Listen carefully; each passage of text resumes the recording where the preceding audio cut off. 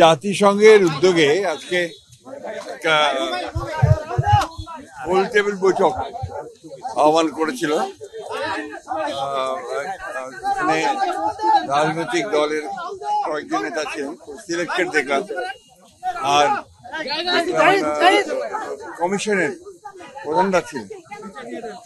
মূলত এখানে যে সংস্কারের ব্যাপারগুলো যেগুলো করা হয়েছে সেই সম্পর্কে জাতিসংঘের মহাসচিবকে অবহিত করা হয়েছে। নজরুল ইসলাম আসিফ নজরুল করেছেন। আমরা আমাদের বক্তব্যের মধ্যে যে কথা আমরা বলে আসছি সে একই কথা বলেছি আমরা, যে সংস্কার তো অবশ্যই করতে, আমরা তো সংস্কারের কথা সবার আগে বলেছি।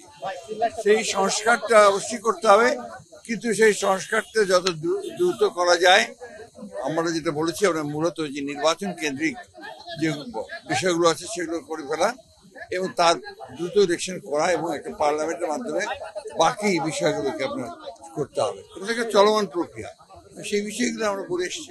না না, উনি এই ব্যাপারে কোনো কমেন্ট করেন, এটা আভ্যন্তরীণ ব্যাপার। আসলে এই গোল টেবিলটার আমি ঠিক বুঝিনি আর কি। সংস্কার কমিশন যারা প্রধান তারা ছিলেন, আমরা এখন ওখানে টাইম ফ্রেম কথা বলার কোনো প্রয়োজন নাই, কারণ এটা তো সম্পূর্ণ আমাদের আভ্যন্তরীণ ব্যাপার। আমরা সংস্কার কমিশনের সঙ্গে আমরা কথা বলছি, তাদের সঙ্গে আমাদের যোগাযোগ আছে এবং তারা যা চাচ্ছে আমরা সব তাদেরকে দিয়েছি। ইতিমধ্যে আমাদের সঙ্গে একটা বৈঠক হচ্ছে, তো সেই বিষয়গুলো তো আপনার প্রশ্ন উঠতে হয় না। জাতিসংঘের মহাসচিবকে আমরা আপনার টাইম ফ্রেমটা দিতে যাবো কেন?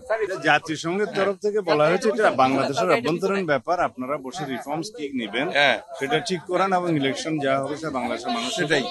বাংলাদেশে একটা স্ট্রং ডেমোক্রেটিক গভর্নমেন্ট আসবে সেটা আশা করেছেন এবং পৃথিবীর মধ্যে একটা নজির সৃষ্টি করবে আগামী ইলেকশন, এটা উনি আশাবাদ ব্যক্ত করেছেন।